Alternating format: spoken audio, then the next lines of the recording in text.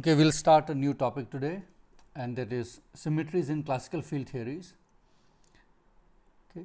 And whatever we have studied in the previous lectures on the groups of transformations and their representations, we did not discuss much about representation, but just told what representation is. We will use those things that we learned in these lectures. Okay. So, that is the plan. Now, symmetries are very important objects. To know about them is very useful, because if you know what symmetries your theory has, then you can make many predictions about the kind of solutions that you will get, what kind of properties that they will make, okay. And they can also make your calculations easier, and also certain things that you are going to observe would not come as a surprise, because then you would know that they are consequences of symmetry. Let me give you an example which is not from field theory, but from mechanics. Think of a two-body system that you have solved. Imagine we take a sun and a planet, okay, which is moving around it. Okay, once you have solved this system, of course, there are all kinds of orbits that are possible, but let us take an elliptic orbit. Okay. So, your planet is moving around the sun in an elliptic orbit. So, that is one solution. Now, if you know that your system has rotational symmetry, you know that you will have angular momentum conservation. Even if you are not aware of it, that this system has rotational symmetry, you would still find that angular momentum is conserved. But now you are aware that there is a rotational symmetry in the system, so you not only find it, but you also expect it. Okay. And also there are other things which are responsible for because of symmetries. For example, if this ellipse is a solution, okay, that is, this ellipse satisfies the equations of motion, okay, then if you were to rotate that ellipse, okay, and get another ellipse, that would also satisfy the equations of motion. Okay. So, it is not that only this is a possible solution, only this ellipse is a possible solution, another ellipse which is rotated version of it will also be a solution. Okay. So, there are such consequences of symmetries that are evident if we are aware of what kind of symmetries are there in our system. Okay. So, we will now start looking at symmetries in quantum field theories or in classical field theories, and most of these symmetries will also be available in quantum field theories. Okay. So, let us start and try to be more precise about this. So, let us start by taking our familiar action. Okay. So, let us pretend that our universe is made up of only scalar fields, there is nothing else. Then the action of our world would be given by this. There is only one field phi, which is a scalar field, and its integral d4 x half del mu phi m square phi. Okay. Maybe I should emphasize, not emphasize, but I should make it explicit, the x dependence here.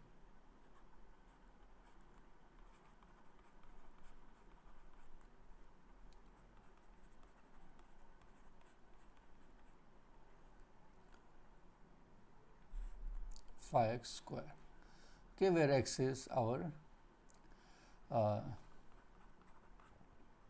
t and x. Okay.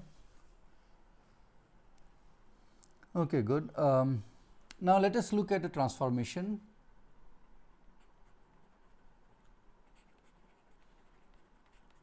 and the transformation is on the field phi. See, as far as this action is concerned here, this object, there is only phi which you have access to. Okay, if you look at x or t, they are integrated over, so you cannot do anything to them. All you have is field. So, if you are considering a transformation, you have to consider transformations of the field. You cannot say that I am looking at transformation of x. There is no x that you can that you have handle on. They are all integrated over. Okay, so you have only fields, and let's look at transformation of fields. So, let's take this transformation. Let phi of x go to a new field configuration phi tilde of x, which is related to the old field configuration phi of x by this relation. Okay. So, suppose I look at this transformation and ask, if I do this transformation, meaning I change phi to phi tilde of x, what happens to the action? Okay. So, let us see what happens to the action. So, now I am asking what is S of phi tilde. Okay, phi tilde is, so S is the functional of phi or phi tilde, because once you specify the full field configuration phi, then you get a number S. Okay. So, let us write it down. So, S of phi tilde is d for x half. So, wherever I have phi of x, I should put phi tilde of x, phi tilde of x del mu phi tilde of x minus half m square phi tilde of x square. Okay, that is my action as a functional of phi tilde. Okay, now I want to relate S phi tilde to S of phi. I want to see how are they related, how they are related. Okay. So, let us see. Now, del mu phi tilde is minus phi of x, and because there are two factors, two such phi's, the minuses will cancel and there will be no minus sign, and I get phi of x. So, I have phi tilde, I have put minus phi of x. So, phi tilde gives minus phi, and that is the phi here, minus sign cancels because there are two such phi tildes, and I get this. Okay, the same thing here in this term also. So, I see that S of phi tilde is S of phi if this is the transformation of the field I consider. Okay. Let me give you another transformation, and let us check how it is related to the untransformed field. Okay. So, let us say this is our example 1. So, I have given you an example of a transformation here which keeps the action unchanged. Okay, let us look at another example. So, consider the field transformation. So, field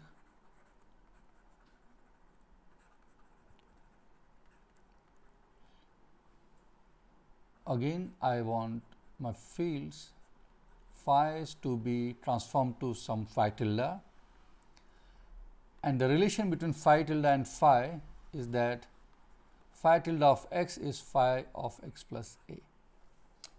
Okay, where a is a vector, because you see the x is a vector. So, I can add to a vector only a vector, you cannot add something else here. So, a is basically a mu, it's a is a shorthand notation here, but it is a mu and it has 4 components. Okay, a0, a1, a2 and a3. Maybe I should write it more explicitly. So, you have 4 numbers here, and choose whatever you wish them to be. Okay, you can choose whatever value you wish. Okay. Now, if I do this transformation, let us see what happens to the action. So, I want to know what is the action as a functional of phi tilde. Okay, it is again d4 x half del mu phi tilde of x, del mu phi tilde of x, okay, minus half m square phi tilde of x square. Now, I substitute the expression for phi tilde, this transformation, okay, and I get del mu phi of x plus a, del mu phi of x plus a, and similarly the other term.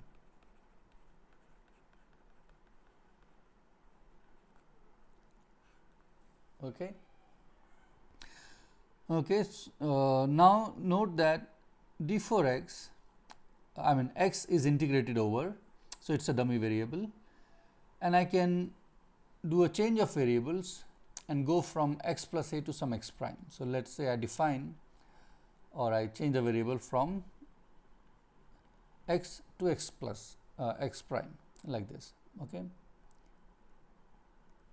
Then check that, you can easily check that del over del x mu is same as del over del x prime mu, okay, which is to say that del mu is same as del mu prime, okay, where del mu prime is this object. Okay, I hope you have you are already aware of the fact that if you have index up here in the denominator of in the partial derivative here, then this corresponds to a down index in the derivative.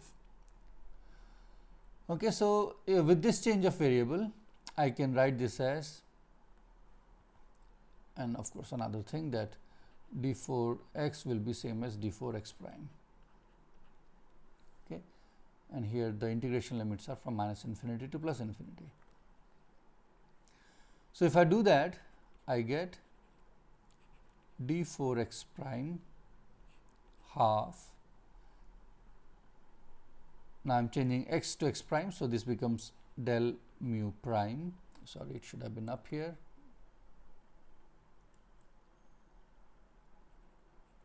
Okay, then phi of x prime,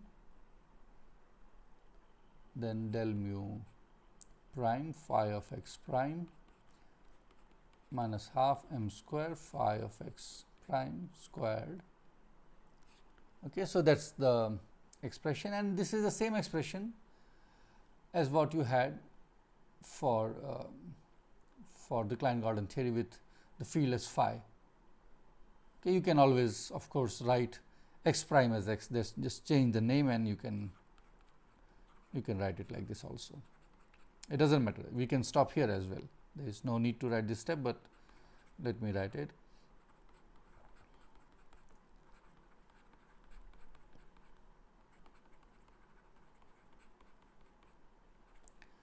Which is same as your action as a functional of phi. So, you see that this field transformation where phi of x goes to phi of x plus a, that also leaves the action unchanged. Okay, let me give you two trivial exercises to do. There is nothing to be really done here, but you can check that if you take the following transformation. Okay, now I am writing not as x, but explicitly the time and space components, because I want to do a field transformation which treats these differently. So, if you take this transformation,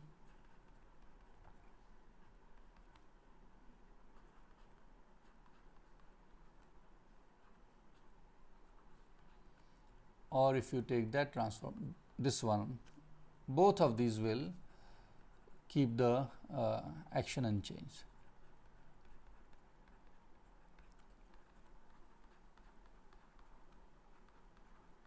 Okay.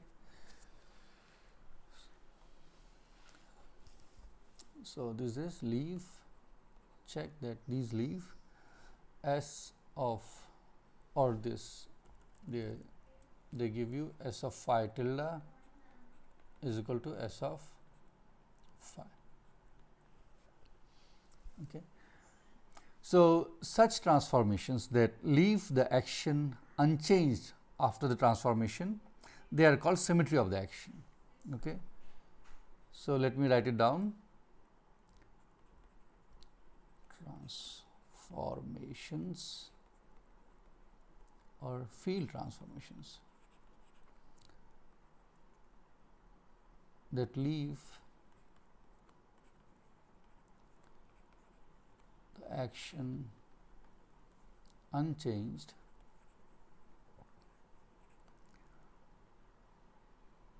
are called symmetry of the action.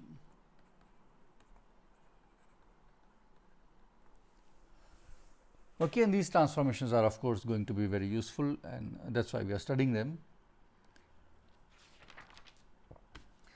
Now, maybe I should give you, that is why we have already considered this one. Okay. So, the examples that I have given to you, you can see that they fall into two categories. One is a continuous symmetry. So, remember, symmetry is what? It is a transformation. Okay. So, you have two varieties of, I mean, there are many varieties, but let us start with this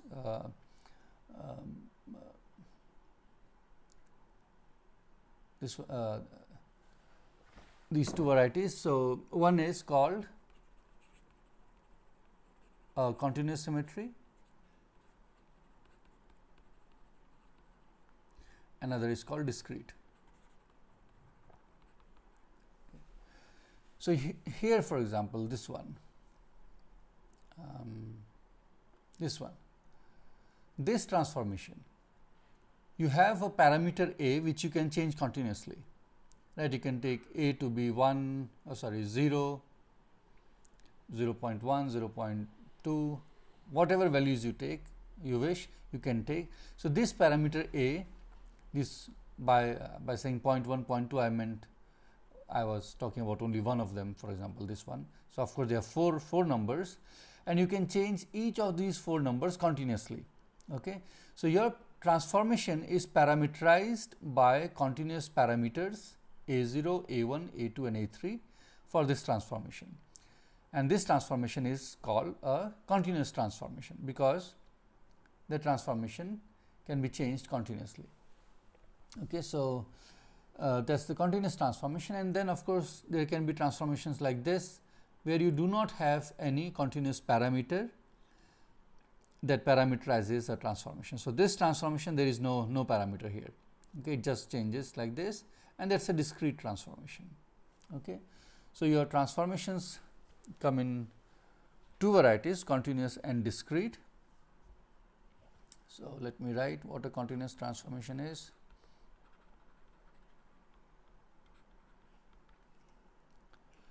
If your transformation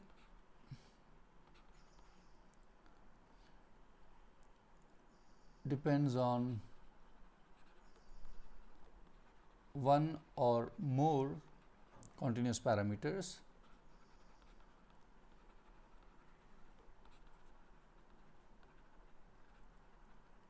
then it is called a continuous transformation. Okay.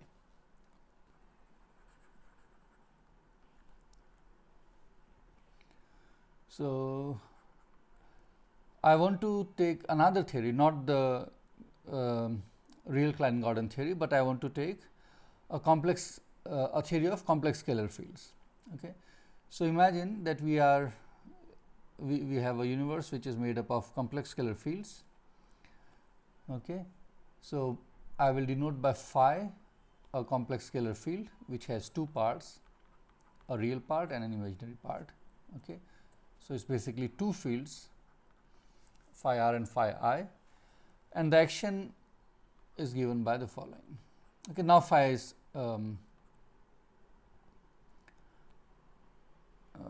so this is d4 x, and the action is this del mu phi of x del mu phi x, and this is a complex conjugate here.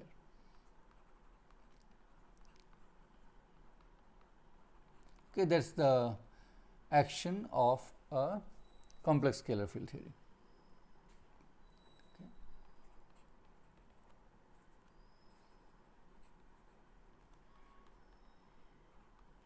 Okay.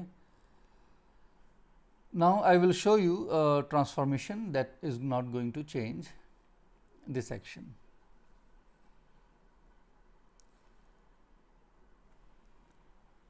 Okay. So, think of this transformation. So, take the transformation to be this. Take phi of x going to phi tilde of x, which is equal to e to the I theta phi of x. Okay. Theta I am taking to be a real parameter, and of course, theta is continuous. You can change it continuously, and also theta does not depend on t and x. Okay. It is neither a function of t nor a function of x. So, it is a constant. It is a constant parameter. So, if you take this transformation and find out what is S of phi tilde, then you see that because here you have a complex conjugation. So, here you write del mu phi tilde star, okay, that is what you will write, and here del mu phi. So, phi tilde star would become e to the minus I theta phi star, and this one will give you e to the I theta. So, e to the minus I theta from here and e to the I theta from here, they will cancel and they will leave you with exactly the same thing what is written here, and the same is true for this term also. So, you see that S of phi tilde will turn out to be S of phi. Okay. So, now this transformation that your phi goes to e to the I theta phi, these transformations you already know that they form a group, and we have learned that they are called that group name is U1. So, we say that this theory has a U1 symmetry. Okay. So, we say, remember, these transformations form a U1 group. So, we say that the above theory has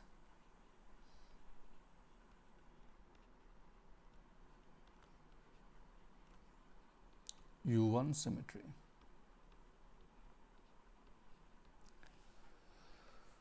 Okay. So,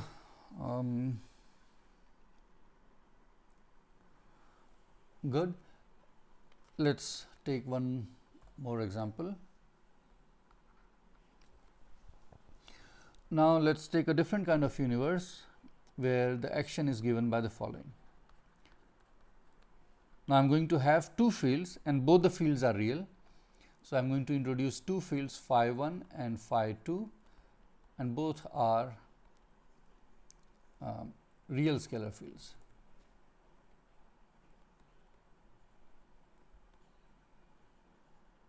Okay. So, the action would be this del mu phi 1 m square phi 1 which is phi 1 square. Let me write phi 1 square. Okay, of course, there is x, I am suppressing the x right now, plus del mu phi 2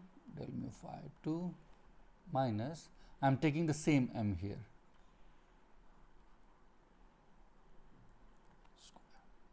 okay, these two m I have taken them to be same. Okay. So, let us see, there is another symmetry which I want to show, that is present here. Of course, you see, if you know this is just two Klein-Gordon, real Klein-Gordon fields put together, and there is no term which couples the two these two parts, right. So, these are just non-interacting fields. Now, we have already seen that for this one, for example, if you take phi 1 goes to minus phi 1, that is a symmetry. So, if you take phi 1 goes to minus phi 1 and keep phi 2 unchanged, that is one symmetry it has. And if you take a transformation where phi 1 goes to minus phi 1, okay, and phi 2 goes to minus phi 2, that is a symmetry, of course. And of course, again if you take phi 1 goes to phi 1 tilde, which is phi 1 x plus a, that will turn out to be symmetry, as we have seen in the previous examples. And similarly, if I take the full transformation to be this, that will also turn out to be a symmetry. Right. So, these symmetries which we have already seen in the case of a real scalar field theory, they are anyway present here, okay, because this is just a almost the same theory, but there are two fields which are present here, but they both are obeying the same Klein-Gaussian equations. Okay, so those are there anyway, but there is more that is present, and let me try to show you what is that other thing which is present here. Let me slightly change the way I am writing it, though it is not necessary to show, but let me do it anyway. Let me write a capital phi as a collection of these two fields.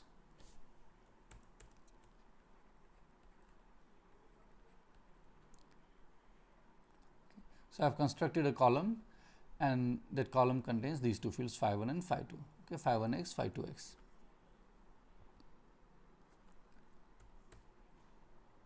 Okay.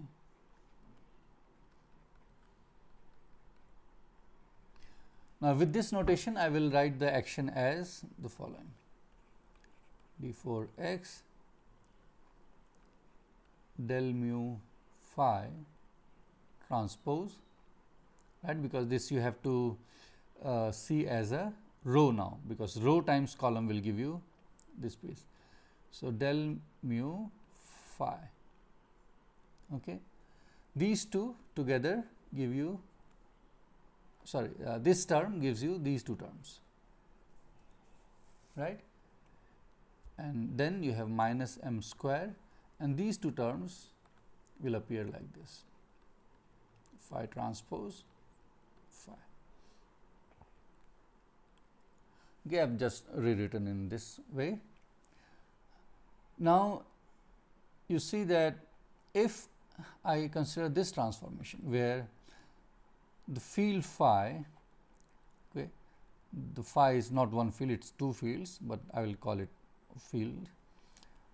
If the transformation is this, that capital phi goes to capital phi tilde, where capital phi tilde is given by the following.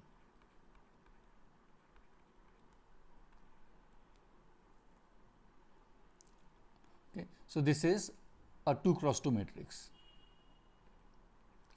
2 cross 2 orthogonal matrix. Okay, it is a 2 cross 2 real orthogonal matrix.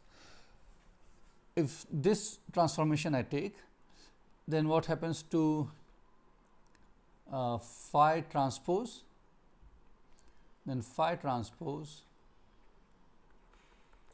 goes to phi tilde transpose, which is transpose of this, and that would be,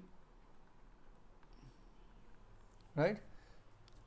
Now, you see that if I substitute this in my action, let me put here. So, let us substitute this in our action. Okay. So, here phi transpose get replaced by phi transpose O transpose, and the phi here gets replaced by O phi. So, let us see, let us look at this term, okay, and this exactly the same apart from the derivative. So, let us look at this one. So, this term becomes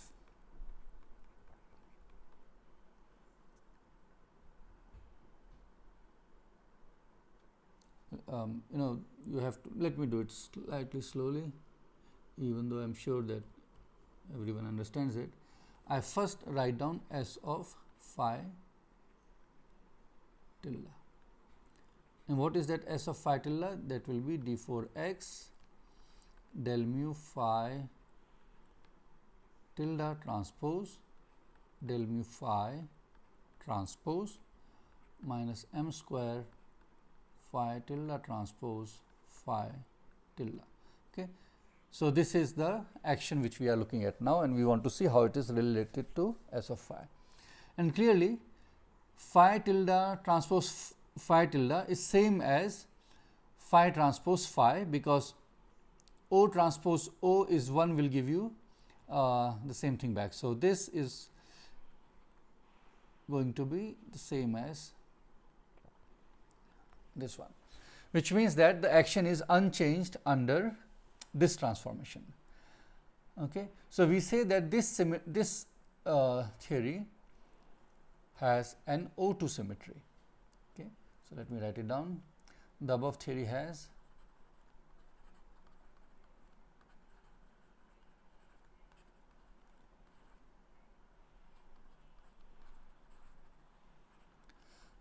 and O2 is the group of all orthogonal transformations, okay, two-dimensional orthogonal transformations. Okay, so that's another example.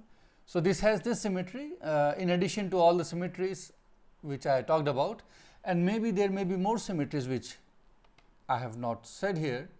So, what all symmetries a theory has, that is not always easy to find. In this case, it is not so difficult, most of those things are apparent, but you may have theories where things are not easy, the symmetries are not easy to figure out just by inspection. Okay.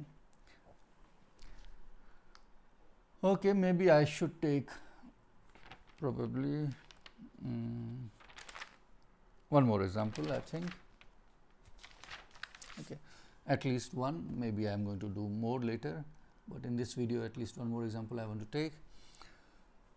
Now, this I have done, let us see. Yeah. So, just like I looked at this, this theory, which is just multiple copies of the same real scalar Klein-Gordon field theory. I have taken several copies and added them together, and they do not interact. I am going to do the same thing for complex scalar fields. So, I am going to take this action, the real scalar field, and I am going to just replicate it n times. Okay. So, consider a new action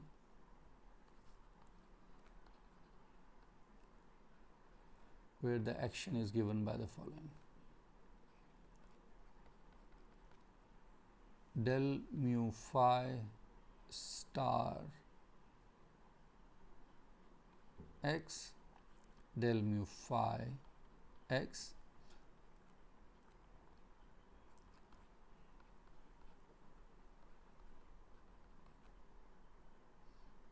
or rather I will put it like this: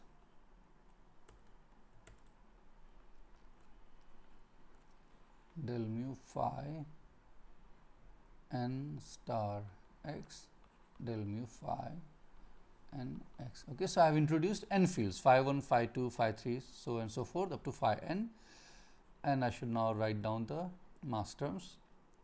And I do not have to write this, but let me write it anyway.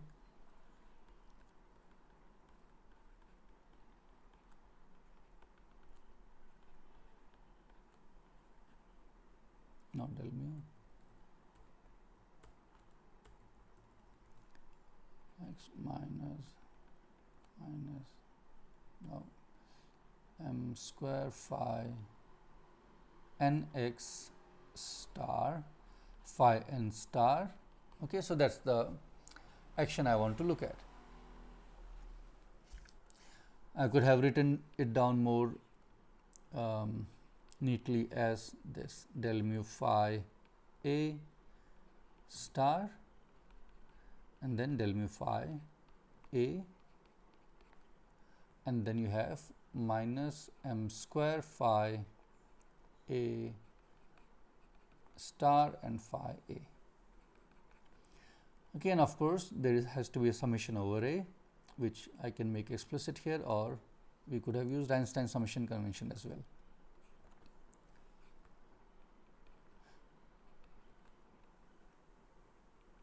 Okay, either way. So, we are looking at this theory, and of course, it has many symmetries which you have already seen. And so, let me talk about one symmetry here, which I am interested in right now. So, I will do again what I did in the previous case. I will define a capital phi as a collection of fields. So, you have phi 1 of x and up to phi n of x. So, you have n fields which have been put as a column vector. Okay.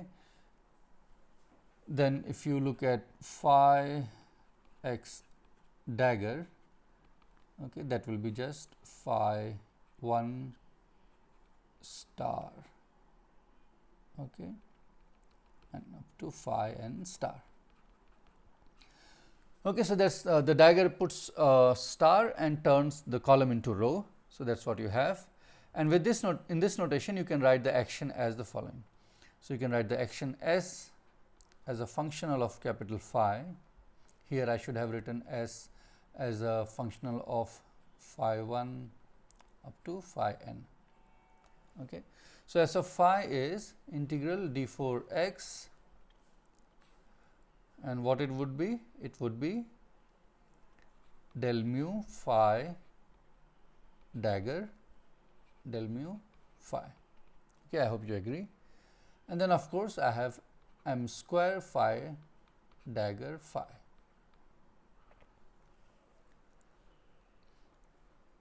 Okay. So, that is the action. Now, let us write down the transformation which I am interested in. Okay, maybe let me write quickly the action again here, d4 x del mu phi dagger del mu phi. It does not matter whether it is up here or down there, they have to be just one up, one down, and then the contraction is fine, minus m square phi dagger phi. Okay, that is what we wrote in the previous page. Now, I will look at the following transformation. I take this column vector phi, and transform it to a new field or the set of fields phi tilde, which is given by the following u. So, I take a n cross n matrix. Okay, let me not write this. So, u is a n cross n unitary matrix, okay, and that multiplies this phi. Now, you can see immediately that phi dagger phi will go to when you are writing S of phi tilde, this you will have d4 x del mu phi tilde dagger. Okay, always you have to repeat the same step here, phi tilde minus m square phi tilde dagger phi. Okay, and if you look at phi tilde dagger phi, that you can write as phi is u of phi, and phi tilde dagger will give you u dagger phi dagger.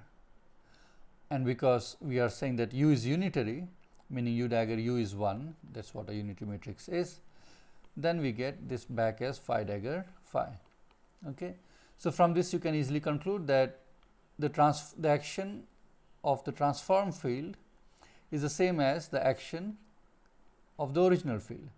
So, clearly this transformation is a symmetry, and because these U matrices, these are n cross n, these form a UN group, we say that this theory has a UN symmetry. Okay. So, U form UN group. So, we say that the above action has UN symmetry.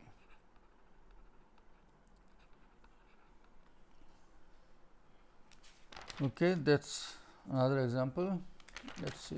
Okay, I think this is all what I wanted to say in this video. Okay, and we'll continue our discussion on symmetry in the next video.